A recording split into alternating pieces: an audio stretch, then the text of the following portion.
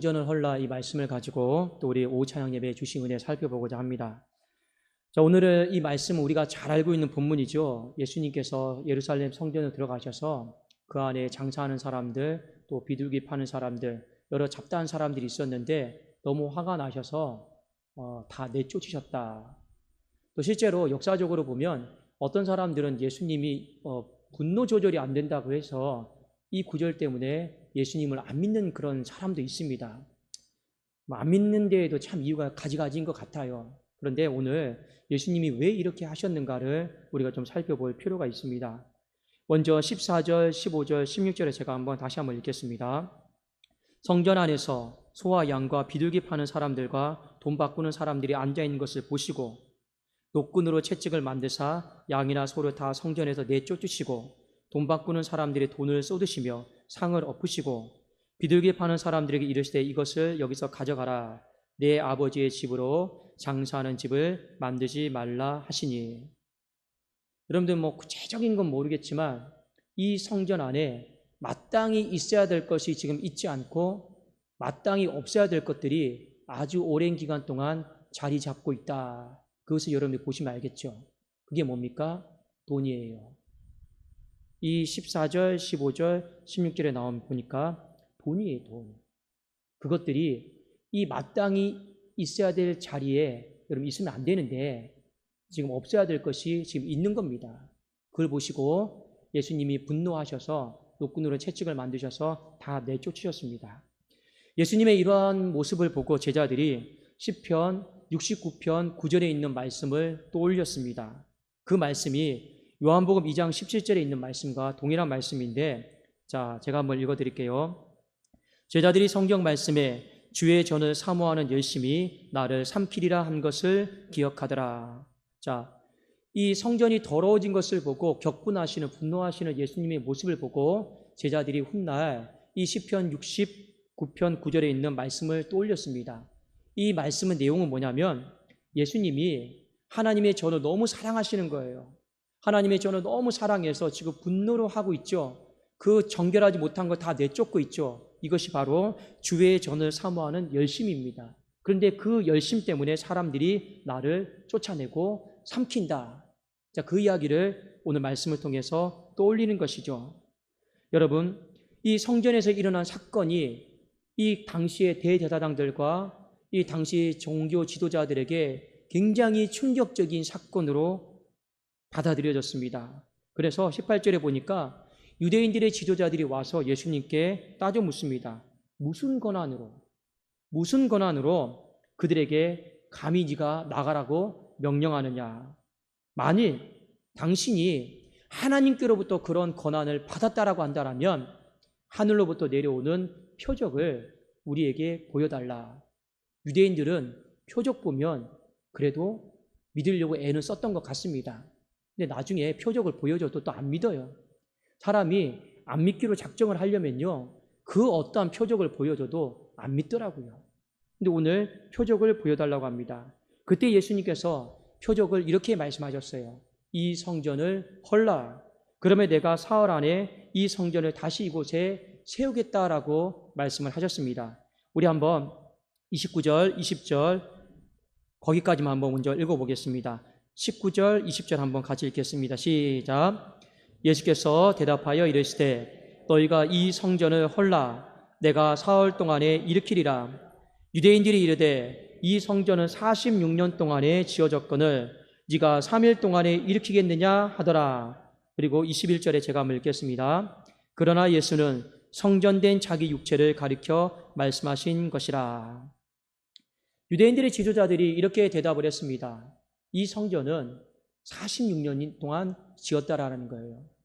그러니까 설립일로부터 해서 오늘의 시간까지 이루었을 때 46년의 시간이 흘러왔다라는 겁니다. 그만큼 이 성전은 오랫동안 견고한 성전이다라는 것이죠. 근데 네가 이것을 허물고 사흘 만에 다시 일으키겠다고? 여러분, 이런 일이 가능하겠습니까? 불가능하겠습니까? 불가능하죠. 자, 그런데 예수님은 오늘 이 말씀이 영적인 의미다라고 하는 것을 말씀을 하셨습니다. 21절에 그러나 예수는 성전된 자기 육체를 가리켜 말씀하신 것이라. 그러니까 이 성전을 헐라라고 하는 건 어떤 의미입니까? 예수님의 육체를 의미하는 거예요. 예수님의 육체를 의미하고 이것은 십자가 사건을 의미하고 또 사흘 만에 부활하실 이 사건에 대해서 예수님이 표적으로 말씀을 하신 것이죠. 그런데 우리가 여기서 한 가지 짚고 넘어가야 될 것이 있습니다. 굳이 이 성전을 헐라, 내가 다시 일으키겠다, 이것이 성전된 예수님의 육체를 향한 어떤 그 해석을 달아주지 않더라도, 설명해 주지 않더라도 유대인들 지도자들이 이 말귀를 알아들었어야 됩니다. 굳이 이걸 해석해 주지 않아도 왜 말귀를 알아들었어야 되느냐? 자, 한번 우리 요한복음 2장 19절 한번 다시 한번 봅시다. 19절 한번 우리 같이 한번 읽겠습니다. 시작. 예수께서 대답하여 이르시되 너희가 이 성전을 헐라 내가 사흘 동안에 일으키리라. 이렇게 나와 있죠. 여기 말씀에 보면 대화를 하면서 헐라라고 했습니다. 자, 그런데 이 헐라라고 하는 이 헬라 단어가 리오입니다. 리오. 자, 어떤 뜻을 갖고 있냐면 풀다, 석방하다, 취소하다, 풀어놓다, 뭐 이런 뜻이에요. 그러니까 이 단어는 서로 대화를 하다가 어떤 의미냐면 건물을 헐라라고 하는 의미가 아니다라는 걸 다 알고 있는 거예요. 리오라고 하는 이 단어는 여러분 석방시켜라, 풀어놓아라. 자, 그런 의미입니다. 자, 그러니까 이 단어를 듣고 지금 건물을 헐고 세운다 이런 의미로 받아들일 필요도 없고 그냥 여지도 없는 거예요. 왜냐? 예수님이 이 성전을 헐라라고 했을 때 이미 그들만이 알 수 있는 헬라어를 사용하셨는데 건물의 의미로 사용을 하신 것이 아니었기 때문에 그렇습니다. 그러면 무엇을 풀어주고 무엇을 석방시키고 그렇게 하라는 걸까요? 오늘 여러분 말씀해 봅시다. 우리가 아까 위에 읽었죠. 성전 안에 지금 무엇들이 많이 있습니까? 성전 안에 지금 14절부터 16절 안에 무엇들이 많이 있습니까? 장사하는 사람들, 비둘기 파는 사람들, 돈소리들 이런 것들이 가득하죠. 그러니까 예수님이 하신 말씀은 어떤 의미일까요? 15절에 보니까 내쫓았다. 16절에 보니까 여기서 가져가라 했죠. 그러니까 결국에 이 성전을 헐라라고 하신 건 어떤 의미냐면 이 성전이 성전되지 못하게 만든 모든 육적인 것들, 대표적인 게 돈이죠. 이 성전이 성전되지 못하게 만든 모든 것들을 다 풀고 내쫓고 다 석방시키라라는 거예요. 지금 예수님이 그 말씀을 하신 것입니다. 그런 의미 속에서 이 성전을 헐라 말씀을 하셨죠. 그리고 여러분 예수님이 이 성전을 내가 다시 일으키겠다. 그건 어떤 의미일까요? 말귀를 알아들어야죠. 이 성전이 육적인 것 다 내가 다 버리고 다시 이 성전의 참된 의미, 영적인 의미를 내가 부여하겠다. 그것이 기본적인 대화의 내용이었습니다. 그런데 문제는 뭐냐? 훗날 이 유대인들이 예수님을 법정에 세워요. 세울 때 지금 했던 예수님의 말씀을 가지고 고소를 합니다. 어떻게 고소를 하는지 우리 한번 좀 볼까요? 우리 한번 성경 한 구절 같이 찾아봅시다. 마가복음 14장 58절입니다. 자, 여기를 한번 우리 다 같이 찾아보겠습니다. 마가복음 14장 58절입니다.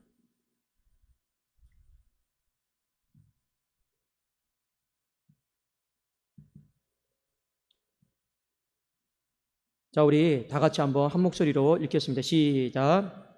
우리가 그의 말을 들으니 손으로 지은 이 성전을 내가 헐고 손으로 짓지 아니한 다른 성전을 사흘 동안에 지으리라 하더라 하되. 자, 지금 오늘 요한복음 2장에서 예수님이 하신 말씀을 잘 기억해놨다가 나중에 예수님 고소할 때 그대로 쓰고 있어요. 자, 그런데 이 성전을 내가 헐고 나와 있죠. 여기 헐다라고 하는 건 예수님께서 아까 헬라어로 하셨던 리오라고 하는 단어가 아니에요. 어떤 의미냐면 이것은 헬라어로 보면 카탈리오예요. 이 카탈리오라고 하는 것이 어떤 뜻이냐면 정말 건물을 파괴하고 부술 때, 철거할 때 쓰는 단어예요.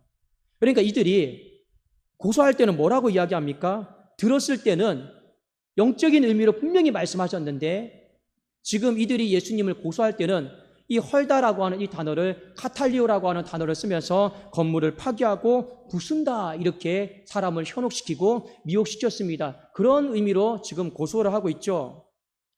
그런데 우리가 분명히 아셔야 될 것이 있습니다. 예수님은 처음부터 영적인 의미로 말씀하셨어요. 자, 그런데 이들이 그것을 어떻게 받아들였습니까? 육적인 의미로 받아들인 거예요. 우리는 이 부분을 유익 있게 보셔야 됩니다. 뒤에 21절에 굳이 영적인 의미를 설명해 주지 않아도 대화의 뜻이 명백하잖아요. 이건 영적인 의미다라고 예수님이 말씀해 주셨잖아요. 자, 그런데 그들이 왜 영적인 의미를 육적인 의미로밖에 못 받아들였을까요? 이유는 무엇일까요? 딱 한 가지가 있습니다. 여러분, 오늘 이것을 잘 보셔야 됩니다. 그들의 심령이, 그들의 마음이, 그들의 성전이 살아오면서 너무나도 육적인 것으로 가득 차 있었기 때문에 그래요. 우리 보통 이 성전을 사람의 지성소로 비유하죠. 그들의 이 예루살렘 성전이 내 마음으로 여러분 보십시오. 그 안에 뭐로 가득 차 있습니까? 돈으로, 탐심으로, 비둘기로, 재물로, 온갖 육적인 잡다한 것들로 이미 가득 차 있어요. 그러니까 어떤 사태가 벌어집니까? 눈이 여러분 제대로 못 봐요. 귀가 여러분 제대로 못 들어요. 분명히 예수님은 영적인 의미로 말씀하셨는데 눈이 어두워졌어요. 분명히 예수님은 영적인 의미로 말씀하셨는데, 보여주셨는데 귀가 어둡게 된 거예요. 오늘 예수님이 이 부분을 경고하시고 지적을 한 겁니다. 그것이 상당히 오랜 시간 동안 그렇게 되었다라는 거예요. 상당히 오랜 시간 동안. 상당히 오랜 시간은 어떤 의미냐?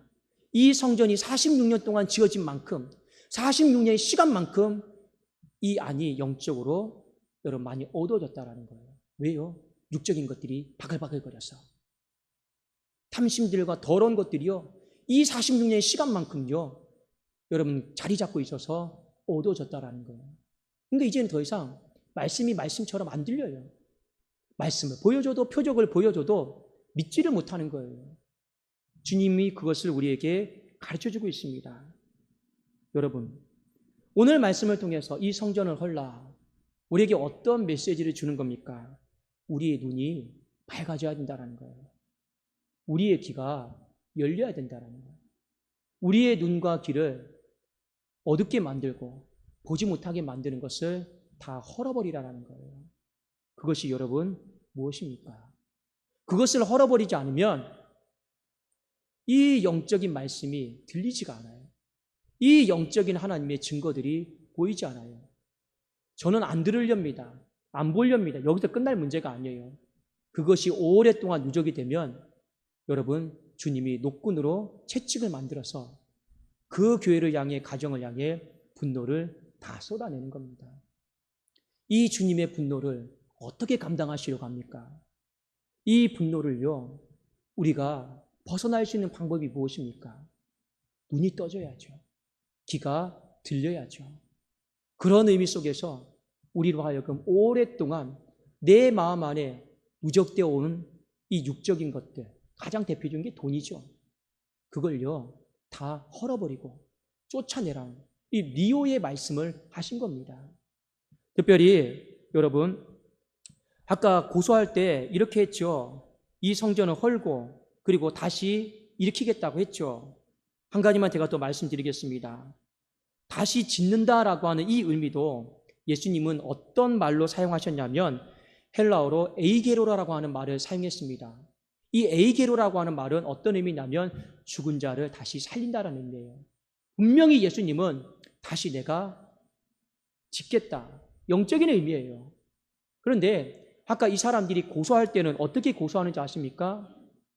건물을 부수고 파괴하고 다시 짓겠다고 했는데 이 사람들이 썼던 헬라어 단어가 오이코도메오입니다. 이 오이코도메오가 건물을 다시 짓는다라고 하는 의미예요. 근데 이 말이 뭐냐? 이 언어가 오이코도모스라고 하는 건축자로부터 비롯된 단어입니다. 철저하게 육적인 의미로 이해하고 받아들인 것이죠. 여러분, 우리 교회 안에, 여러분의 심정 안에 이 성전이 허물어지기를 원합니다. 이 육적인 것들을 다 내쫓으세요. 그렇지 않으면 눈이 안 보여요. 그렇지 않으면 귀가 안 들려요.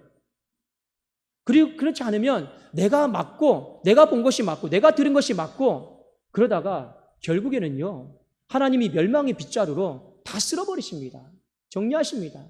하나님이 제가 본 게 맞지 않습니까? 제가 들은 게 맞지 않습니까? 아니에요. 잘못 본 거예요. 잘못 들은 거예요. 그럼 왜 저는 잘못 보고 잘못 들었습니까? 네 마음을 점검해봐라. 네 마음이 더러운 것들로, 육적인 것들로, 탐심으로 가득 차 있으니 잘못 볼 수밖에 없지 않느냐. 잘못 들을 수밖에 없지 않느냐. 여러분, 사람과의 만남도 그렇습니다. 여러분, 사람과의 만남을 무엇으로 평가하십니까? 자꾸만 육적인 것으로 보려고 하지 마세요.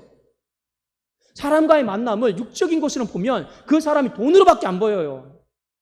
그 사람이 어떤 외적인 것밖에 안 보여요. 그 사람이 실수한 것밖에 안 보여요. 왜 나는 그러면 육적인 것밖에 못 보냐? 내 마음이 육적인 것으로 가득 차 있으니까요. 그러나 여러분의 마음이 영적으로 충만해 보세요. 그런 어떤 육적인 연약함과 실수들은 그냥 넘어갈 수 있어요. 왜요? 영적인 것이 보이잖아요. 하나님의 형상이 보이고 하나님께서 그 사람을 통해 일하심이 보이잖아요. 근데 우리의 마음이요, 자꾸만 육적인 것이 가득 차 있으면 이것이 신앙생활에도 문제가 되고 사람과의 관계도 자꾸만 혈과 육과 육적인 실수, 돈, 학력 이런 것밖에 안 보여요. 어떤 말을 하더라도 그렇게밖에 안 보여요. 그러니까 그 관계가 또 깨지는 거죠. 그 관계가 또 무너지는 거죠. 그렇지 않습니까? 여러분, 그 성전을 헐어버리십시오. 그 십자가에 다 묻어두시고 다시 한번 주님이 이렇게 세워주시는 이 영적인 의미를 잘 마음속에 새겨두십시오. 육적인 이 집을요, 세워나가려고 하는 마음 자체를, 시도 자체를 하지 마시라라는 겁니다. 우리에게 정말 필요한 건 영적인 성전을 짓는 거예요. 우리에게 정말 필요한 건 내 마음이, 여러분, 눈이 떠지는 거예요. 귀가 들리는 거예요. 그것이 우리의 살 길 아니겠습니까? 주님은 그 분노를 쏟아내시면까지 우리로 하여금 살 길을 가르쳐 주시는 겁니다. 그렇게 하지 않으면 말을 안 듣거든요. 그렇게 하지 않으면 아무리 많은 것을 보여줘도 깨닫지를 못하거든요. 그래서 주님이 우리 영혼 살리려고 자신의 모든 분노까지 다 쏟아부으시면서 그렇게 하셨다라는 이 주님의 가슴 아픈 마음을요, 저와 여러분들이 이해하고 또 헤아려야 될 것 아니겠습니까? 여러분, 다시 한번 오늘의 말씀을 육적인 의미로 받아들이지 마십시오. 영적인 의미로 잘 받아들이십시오. 그리고 여러분 안에, 가정 안에 이 득실득실되고 있는 돈, 이 득실득실되고 있는 육적인 거, 이 득실득실되고 있는 여러분 혈기들, 정죄, 판단들, 이런 것들요, 다 헐어버리십시오. 그리고 주님께서 기뻐하시는 영적인 것들, 성령 충만으로 인해서 시와 찬미와 신령한 노래들이 우리의 입술을 통해서 지어지는 놀라운 은혜가 있기를 주님의 이름으로 축원합니다. 기도하겠습니다.